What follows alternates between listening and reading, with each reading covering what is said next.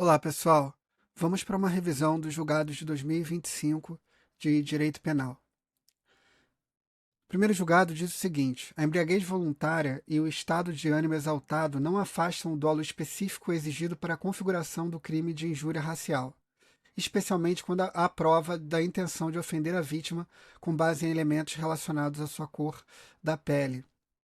Então, o fato do indivíduo ter se embriagado e estar em estado de ânimo exaltado não afasta o dolo, até mesmo por causa da teoria da axio libera in causa. Então, nesse RESP, está se apenas aplicando a teoria da axio libera in causa, entendendo que a embriaguez voluntária e os ânimos exaltados não afastam o dolo específico necessário para o crime da injúria racial, bastando haver a intenção de ofender a honra subjetiva da vítima.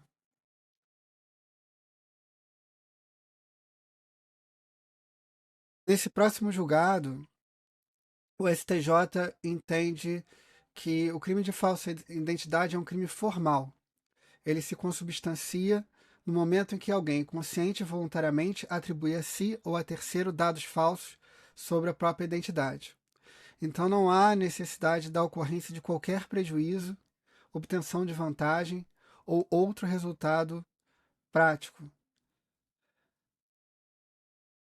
O objetivo da norma é, portanto, proteger a fé pública e a segurança das relações sociais, garantindo que as pessoas se apresentem corretamente perante terceiros e os órgãos públicos.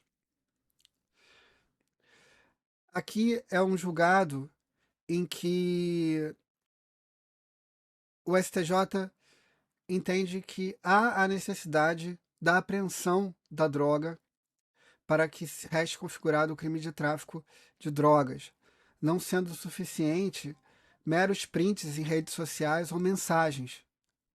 A droga ela precisa ser apreendida. É necessária a prova concreta da existência da droga, ou seja, essa materialidade do crime. Estando, portanto, em regra, a apreensão da substância entorpecente imprescindível para comprovar a materialidade do crime de tráfico. Perceba que não é sempre que há a necessária apreensão da substância entorpecente. É uma regra, podendo comportar exceção. Mas essa exceção não está relacionado a meros prints de redes sociais ou mensagens. Então, provas como prints de redes sociais e mensagens eletrônicas, por si só, somente elas, não bastam para comprovar a materialidade do tráfico, sendo apenas indícios. Perceba, se houver um arcabouço probatório em que há esses prints, há essas mensagens eletrônicas, e digamos, há mais conteúdo, como testemunhas, que comprovem o tráfico de drogas, pode, excepcionalmente, se afastar a necessidade da apreensão da substância entorpecente para comprovar a materialidade. Ou seja, a materialidade ela pode ser comprovada de outras formas. Porém, a regra é que haja necessidade da apreensão da substância entorpecente.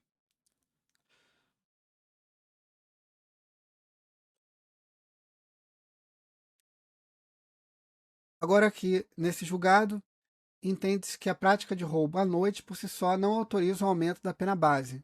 Então, se o sujeito praticar um roubo no período noturno, somente esse fato não autoriza o aumento da pena base.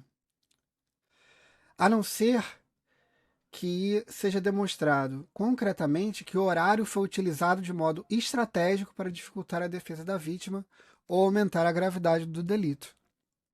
Portanto, se a Fundação Getúlio Vargas, por exemplo, cria uma questão em que ela coloca que o sujeito pratica o roubo à noite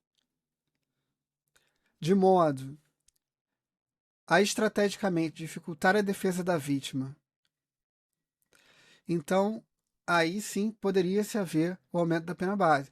Mas ela por si só não é capaz de servir, o roubo à noite por si só não é capaz de servir como aumento da pena base.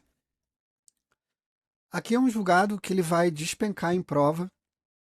É importante que vocês tenham atenção nele. Diz o seguinte: por protegerem bens jurídicos distintos, não se aplica o princípio da consunção quando o crime de invasão de domicílio ocorre antes ou depois do crime de lesões corporais, no contexto de violência doméstica ou familiar, e não havendo relação de progressão criminosa entre eles. Então, são crimes autônomos que protegem bens jurídicos diversos e não há consunção entre o crime da invasão de domicílio e o crime de lesão corporal praticado no contexto de violência doméstica ou familiar. Perceba que esse julgado ele existe no contexto do microsistema de proteção à mulher, em que se entende que em casos de violência doméstica, a aplicação da consunção deve ser feita de modo restrito, privilegiando aí essa proteção penal à vítima.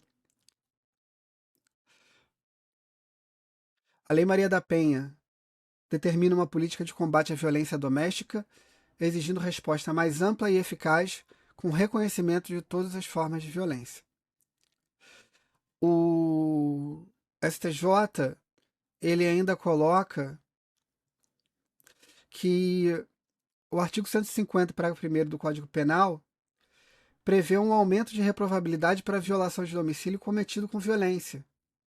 Então, se há a possibilidade de haver violação de domicílio cometido com uma violência, isso significa que não haveria consunção entre o crime de agressão, de violência, de lesão corporal, no contexto de violência doméstica, e o da invasão de domicílio, porque há uma presunção de um aumento da reprovabilidade quando houver essa violência no próprio crime de violação de domicílio. Esse julgado aqui é bem interessante, que é assim, não basta o indivíduo ser folgado, ser preguiçoso para cometer o crime de prevaricação. Não bate essa negligência, um acômodo. É necessário que se comprove a intenção específica do funcionário em obter uma vantagem pessoal ou agir por sentimento próprio. Então, esse crime de prevaricação, artigo 319 do Código Penal, só ocorre quando há a intenção específica de satisfazer o interesse ou sentimento pessoal. A mera negligência, preguiça, falta de compromisso ou ineficiência administrativa, por si só, não são suficientes para caracterizar o crime de prevaricação. É necessário esse interesse, esse sentimento pessoal.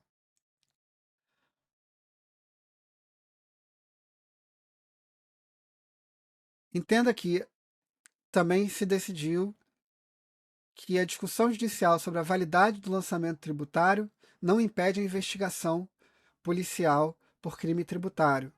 Então, se está discutindo judicialmente se o lançamento tributário é válido ou não, não impede a investigação de um crime tributário.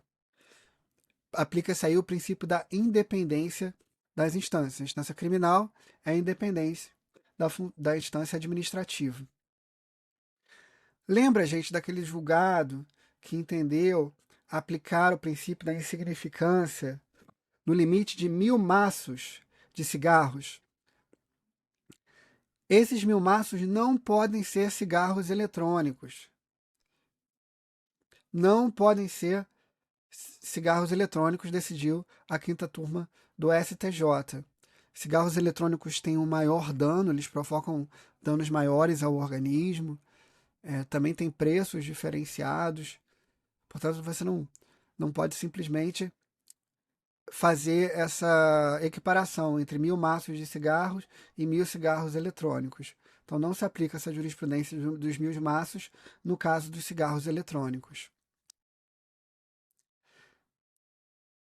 A premeditação autoriza a valoração negativa da circunstância da culpabilidade prevista no artigo 59 do Código Penal, desde que não constitua elementar ou seja íncita ao tipo penal, nem seja pressuposto para a incidência de circunstância agravante ou qualificadora. Então, assim, você pode lá no cálculo da pena base, exasperar a pena, aumentar a pena por causa da premeditação. Tá? Mas isso exige uma fundamentação específica acerca da maior reprovabilidade da conduta no caso concreto. Ela não é automática. Não é simplesmente você dizer que houve premeditação e pelo simples fato de haver premeditação haverá um aumento da pena base. Tome cuidado com isso no caso da FGV, colocar uma questão dizendo que o simples fato da premeditação, no caso concreto, autoriza o aumento da pena base. Não, ela não é automática. Necessita fundamentação específica acerca da maior reprovabilidade da conduta no caso concreto. O roubo noturno, por si só, não autoriza o aumento da pena base. Agora, o roubo praticado contra menor de idade no caminho da escola supera a reprovabilidade da conduta e justifica o aumento da pena base. Nesse julgado de fevereiro de 2025, a sexta turma do STJ afastou a tese do racismo reverso. Portanto, a injúria racial não se configura em ofensas dirigidas a pessoas brancas, exclusivamente por essa condição, tendo em vista que o racismo é um fenômeno estrutural que visa proteger grupos minoritários historicamente discriminados. Então, a ideia de racismo vai lá naquela esteira do direito à antidiscriminação e ele quer proteger grupos minoritários. Caiu essa questão do racismo reverso na prova de segunda fase do Ministério Público de São Paulo, e era justamente para você afastar essa tese da existência de racismo reverso. Não existe racismo reverso. Então, esse crime da injúria racial não se configurar no caso de uma pessoa negra praticar um crime contra uma pessoa branca. No caso de injúria em relação à raça, branquelo, coisa nesse sentido. Isso não se configuraria ofensas dirigidas às pessoas brancas exclusivamente por essa condição de ser branco, não configura aí o crime de injúria racial. Essa questão também vai despencar em prova. Perceba que ali em fevereiro de 2025, a terceira sessão decidiu que a condição de gênero feminino é suficiente para atrair a aplicabilidade da Lei Maria da Penha em casos de violência doméstica e familiar, e prevalece sobre a questão etária. Então, se houver um conflito em relação ao ECA e à Lei Maria da Penha, vai prevalecer a Lei Maria da Penha. Então, essa foi a nossa revisão dos julgados de penal de 2025. Espero que vocês tenham gostado. Um abraço e até a próxima.